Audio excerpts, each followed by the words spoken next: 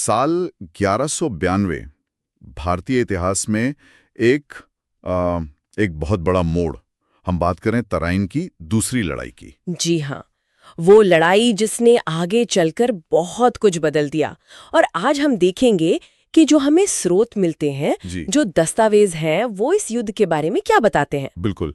दो मुख्य किरदार थे, राजा पृथ्वीराज चौहान अजमेर और दिल्ली के शासक, और शहाबुद्दीन मोहम्मद गौरी जो घोर से आया था। हाँ, तो हमारी कोशिश रहेगी कि इन स्रोतों के आधार पर समझें कि भाई ये लड़ाई हुई क्यों, जी, दोनों तरफ क्या चल रहा था, क्या रणनीतियां थीं, और मैदान में क्या हुआ। और हाँ, सबसे अहम सवालों में से एक, पृथ्वीराज चौहान का अंत कैसे हुआ। जो भी जानकारी हमें मिलती है उसके हिसाब से। बिल्कुल। तो चलिए शुरू करते हैं। ठीक है, तो थोड़ा पीछे चलते हैं। 1191 में भी एक लड़ाई हुई थी, तराइन की पहली लड़ाई। हाँ, हुई थी। और उसमें देखिए गौरी की हार हुई थी, बुरी तरह हारा था वो। और पृथ्वीराज चौहान ने उसे जाने दिया था, है ना, जीवन दान दिया था। जी, राजपूत परंपरा के अनुसार उन्होंने उसे जाने दिया। लेकिन गौरी वो इस हार को भूला नहीं, तो वो वापस आया। और फारसी इतिहासकार क्या कहते हैं, वो सिर्फ बदला लेने आया था या कुछ और इरादा था। देखिए, स्रोत बताते हैं कि इस बार उसका इरादा सिर्फ बदला नहीं था। वो सोचकर आया था कि दिल्ली पर कब्जा करना है, यहाँ अपना राज स्थापित करना है, एक स्थायी सल्तनत। अच्छा, इसीलिए वो ज्यादा तैयारी के साथ आया होगा। हाँ बिल्कुल। 1192 में जब वो लौटा तो कहते हैं उसकी सेना बहुत बड़ी थी और ज्यादा संगठित भी। कितनी बड़ी सेना, कुछ अंदाजा है? एक अंदाजा ये है कि गौरी के पास करीब 1,20,000 सैनिक थे, और इनमें सबसे खतरनाक थे उसके वो तुर्की घुड़सवार तीरंदाज, बहुत फुर्तीले। अच्छा, वो तेज हमला करके शायद लाइनें तोड़ देते होंगे। बिल्कुल, उनकी खासियत यही थी, तेजी से हमला करना, दुश्मन को संभलने का मौका ना देना। और पृथ्वीराज चौहान की तरफ उनकी सेना तो शायद और भी बड़ी थी। पॉइंट है जिसका जिक्र आता है, पूरी एकता नहीं थी। जैसे कन्नौज के राजा जयचंद का नाम आता है कि उन्होंने इस युद्ध में पृथ्वीराज का साथ नहीं दिया। ये एक बड़ी बात थी। तो एक तरफ गौरी की संगठित सेना और रणनीति, और दूसरी तरफ विशाल सेना लेकिन शायद एकता की कमी। और रणनीति की बात करें तो गौरी ने एक कमाल की चाल चली थी इस लड़ाई में। चाल? कैसी चाल? इसे कहते हैं नकली पीछे हटना, मतलब फेन्ड रिट्रीट। उसने अपनी सेना के एक हिस्से को ऐसे पीछे हटने का नाटक करने को कहा जैसे वो हार मान रहे हों। अच्छा, तो ये एक तरह का धोखा था। फिर क्या हुआ? हाँ, धोखा ही था।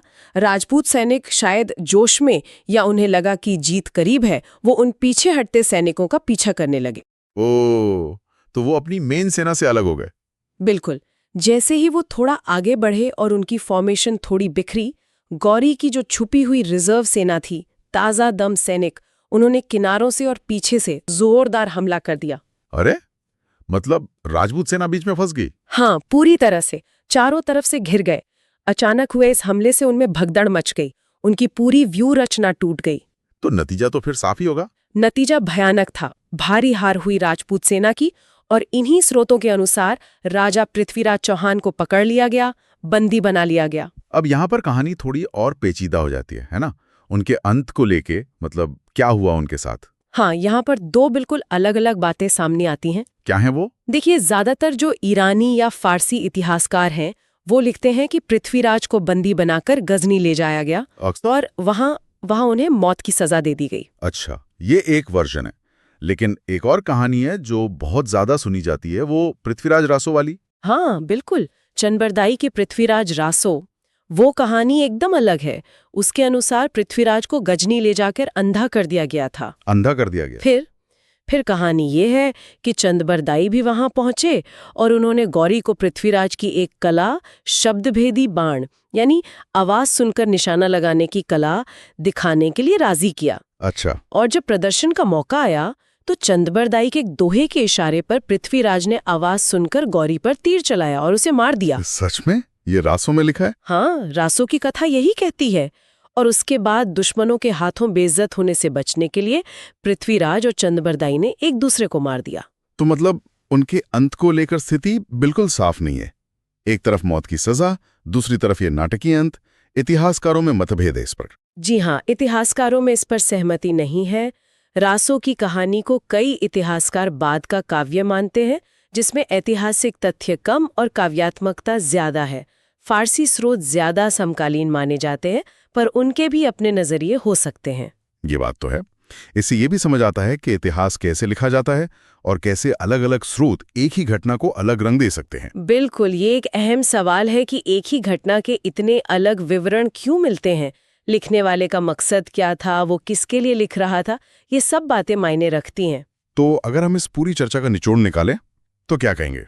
तराइन की दूसरी लड़ाई। देखिए, सीधी सी बात है, ये गौरी की एक बहुत बड़ी रणनीतिक जीत थी। सिर्फ सेना के बल पर नहीं, बल्कि दिमाग से, चाल से जीती गई लड़ाई थी। और पृथ्वीराज चौहान की हार और उनका बंदी बनाया जाना, ये एक टर्निंग पॉइंट साबित हुआ। हाँ, जैसा गौरी का इरादा था, इस जीत ने उत्तर भारत में तुर्की शासन की नींव रखने का रास्ता खोल दिया। यहाँ से इतिहास ने वाकई एक नया मोड़ लिया। सही कहा। और शायद श्रोताओं के लिए एक सोचने वाली बात ये भी हो सकती है। हाँ, बिल्कुल।